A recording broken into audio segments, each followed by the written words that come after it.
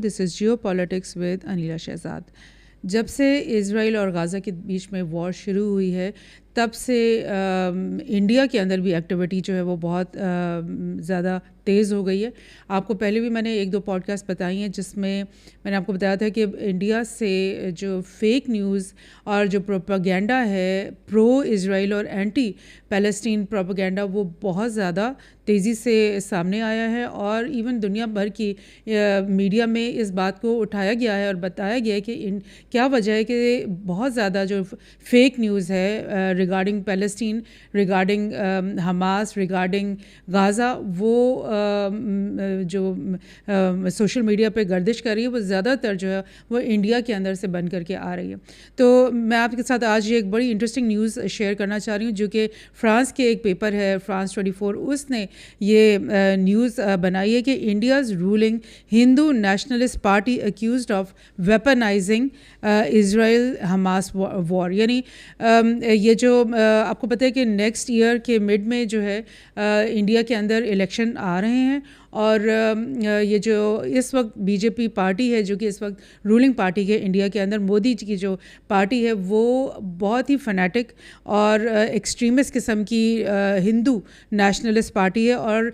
Hindu nationalist party होने की वजह से इन लोगों ये जो रूलिंग क्लास इस वक्त इंडिया के अंदर मौजूद है इनके बीच के अंदर मुसलमानों के लिए स्पेशली बहुत ज़्यादा नफ़रत पाई जाती है। और आपने देखा जब मोदी का फर्स्ट टेन्योर आया था तो उसने किस तरह से जो है वो एक मुसलमानों के ख़िलाफ़ एक मुहिम उसने चलाई। एक तो उसने घर वापसी स्कीम चलाई जिसमें उसने बोला कि जितने भी यहाँ पर मुसलमान हैं वो असल में पहले हिंदू थे तो इनको हम वापस हिंदू की मज़हब की तरफ लेकर आएंगे और इनकी घर वापसी करवाएंगे। उसके बाद आपने देखा कि कश्मीर के अंदर मोदी का टेन्योर आते साथ ही किस तरह से जो है वो मज़ालिम बढ़ते गए, किस तरह से कश्मीर जो है वो अंडर कर्फ्यू है रहा है बहुत साल और अभी भी है और कैसे उनके जो है हकूक़ को सलब किया गया है आर्टिकल 370 और आर्टिकल 35A को रिपील करके। सो ये बहुत सारे मुख्तलिफ इक़दाम हैं जिनसे जो मोदी सरकार है उसकी मुस्लिम दुश्मनी जो है वो हमेशा सामने आती है। उसके अलावा जो काओ विजिलेंटिज़म है वो आपने देखा कि पिछले सालों में बहुत बढ़ गया और मुसलमानों को जो हिंदू गैंग्स हैं वो कहीं पे भी पकड़ते हैं और मारते हैं और सड़कों पे और उनको मतलब जान से ही मार डालते हैं। सो ये चीज़ें तो चल रही थी लेकिन जैसे ही गाज़ा और इज़राइल की ये वॉर शुरू हुई है तब से जो हिंदू नेशनलिस्ट जो सेंटिमेंट हैं वो इंडिया के अंदर बहुत ज़्यादा भरपूर तरीके से सामने आए हैं और मोदी सरकार और उनकी जो फॉरेन ऑफिस है वो तो डेली बेसिस पे कुछ ना कुछ बयानात इज़राइल के हक़ में दे रहा है और ट्विटर पे भी उनके इस तरह की चीज़ें चली आ रही हैं। लेकिन अब जो इनका पॉलिटिकल कैंपेन शुरू हुआ है यानी इलेक्शन कैंपेन जो इनका शुरू हो रहा है उसके अंदर मज़ीद इस्लामोफोबिक कंटेंट जो है वो सामने आना शुरू हो गया। यानी ऐसा लग रहा है इस न्यूज़ ये जो मैंने आपसे शेयर की इसमें भी उन्होंने यही बोला है कि ऐसा लग रहा है कि अपनी इलेक्शन की कैंपेन ही उन्होंने इस्लामोफोबिया के ऊपर बेस कर लिया है और अब वो अपने हिंदू वोटर्स को यानी अट्रैक्ट करने के लिए मज़ीद एंटी हमास और एंटी गाज़ा एंटी पैलेस्टीन जो है वो बातें और जो ख़बरें और जो यानी प्रोपेगेंडा उसको सामने ला रहे हैं और प्रो इज़राइली जो बातें वो बहुत ज़्यादा कर रहे हैं। तो इससे पहले आपको मैंने ये भी बताया कि बहुत सारे मुसलमान, क्योंकि आपको पता है कि इंडिया के अंदर जो है पाकिस्तान से भी ज़्यादा तादाद में मुसलमान वहाँ पे मुकीम है। यानी अगर हमारे 22 करोड़ हैं तो वहाँ ग़ालिबन 23 करोड़ से भी ज़्यादा मुसलमान रहते हैं और ज़ाहिर है उन मुसलमानों के सेंटिमेंट्स तो गाज़ा के हक़ में हैं, पैलेस्टीन के हक़ में है। तो इसी तरह से वो भी सड़कों पर निकले हैं, वो उन्होंने भी कई दफ़ा प्रोटेस्ट अरेंज किए हैं और अपनी यकजहती जो है फ़लस्तीनियों के साथ शो करने की कोशिश की। लेकिन जितने भी ऐसे प्रोटेस्ट हुए वहाँ पर जो इंडियन पुलिस है वहाँ पर उन्होंने आकर रेड की, आंसू गैस उनके ऊपर गिराई और उनको मुंतशिर होने पे मजबूर किया। और उसके बरक्स जो प्रो इज़राइल प्रोटेस्ट वहाँ पे बेशुमार अरेंज होते रहे, उन सबको इंडियन पुलिस की प्रोटेक्शन मिलती रही। यानी आप समझ लें कि दुनिया का एक वाहिद मुल्क होगा इंडिया जिसके अंदर प्रो इज़राइली प्रोटेस्ट हो रहे हैं। क्योंकि इवन मीडिया में ही आपने ये देखा होगा, पढ़ा होगा और सुना होगा कि जितने भी वेस्टर्न ममालिक हैं उनके अंदर भी प्रो गाज़ा प्रोटेस्ट होते रहे। शाज़ और नाज़िर कोई ऐसा प्रोटेस्ट है जिसमें इज़राइल के हक़ में कोई नारेबाजी हुई हो, या इज़राइल के जो प्रिजनर्स 200 उन्होंने पकड़ लिए उनके बारे में कोई मतलब प्रोसेशन हुई हो, बल्कि जितने भी प्रोटेस्ट हुए हैं यूएस के अंदर, कनाडा के अंदर, ब्रिटेन के अंदर, जर्मनी के अंदर, वो सब के सब प्रो गाज़ा प्रोटेस्ट हुए। लेकिन एक वाहिद कंट्री है इंडिया जहाँ पर इस तरह के, बिकॉज़ वहाँ पर जो रूलिंग इस वक्त क्लास है बीजेपी,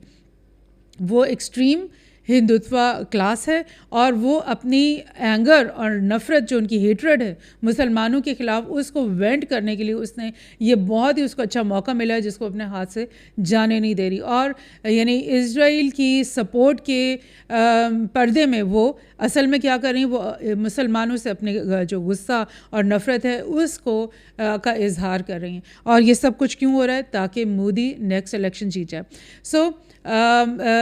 इसके साथ मैं आपको एक और जगह से शेयर करना चाह रही हूँ कुछ और। इज़राइल्स brutality is stocking the imagination of India's far right, यानी कि जो फार राइट यही Hindutva nationalist, Hindu nationalist party, और वो लोग जो इंडिया के अंदर बिल्कुल हिंदुत्व के ऊपर बिलीव करते हैं, इनकी यानी आप समझ लें कि इमेजिनेशन को एक स्ट्रोक मिल गया है इस वॉर की वजह से, कि इनको मौका मिल गया और इनको नए नए ख्यालात आ रहे हैं कि किस तरह हम मुसलमानों के ख़िलाफ़ नई नई बातें करें। सो इंडिया और इज़राइल की दोस्ती तो बहुत पुरानी है। आपको पता है कि जब से मोदी सरकार पावर में आई है तो इनकी दोस्ती इंडिया के साथ बहुत ज़्यादा बढ़ गई है। एक तो ये इज़राइल के सबसे बड़े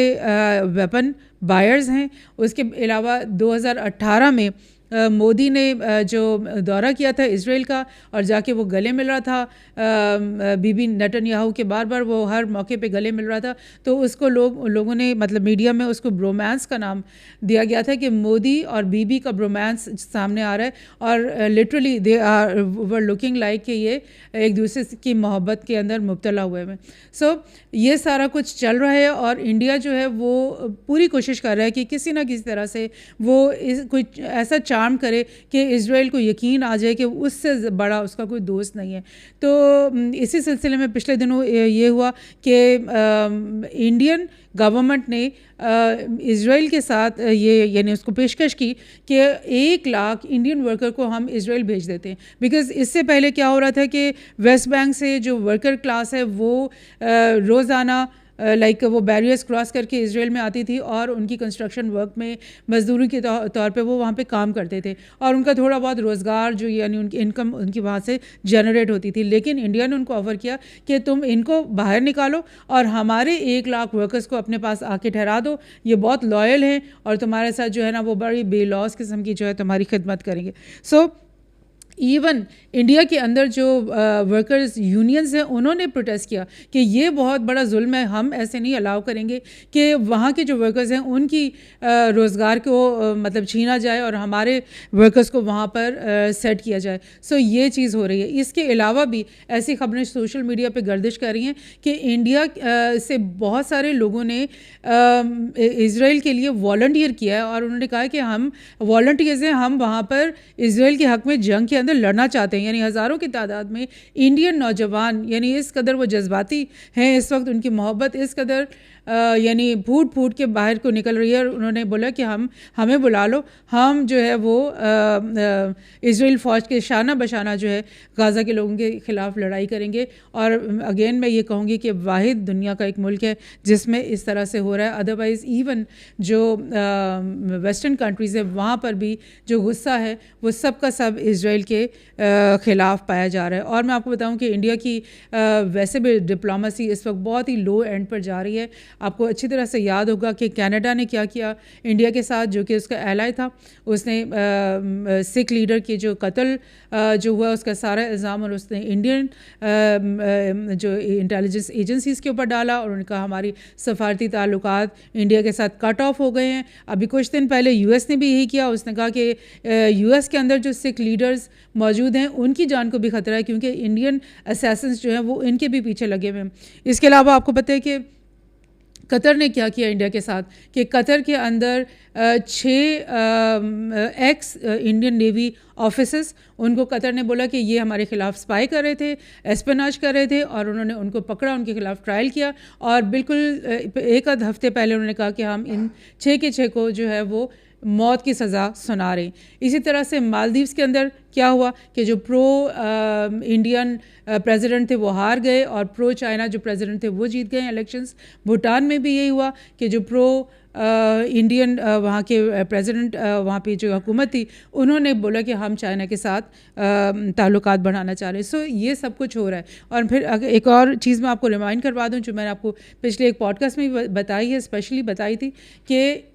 इंडियन जो असैसिन्स हैं वो पाकिस्तान के अंदर भी मौजूद हैं। और ISI जो हमारी इंटेलिजेंस एजेंसी, उनकी एक रिपोर्ट लीक हुई है लास्ट वीक, जिसमें उन्होंने बताया है कि इंडियन असैसिन्स, मर्डरर्स, ये जो डेथ स्क्वाड्स हैं, ये पाकिस्तान के अंदर मौजूद हैं। और ये गाहे बगाहे जो कश्मीरी लीडर्स हैं, इंडिपेंडेंस लीडर्स, और जो सिख लीडर्स हैं, जो कोई सीधा सीधा हमारे मुल्क में आकर ठहरते हैं या अपनी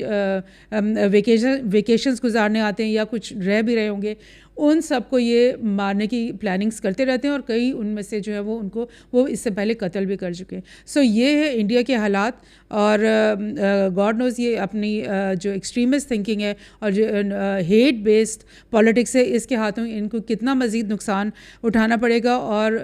पूरे जो ग्लोबल पॉलिटिक्स है, ग्लोबल जो हमारी ग्लोबल विलेज है, उसके अंदर इनको कितनी मज़ीद ज़िल्लत उठानी पड़ेगी। Thank you.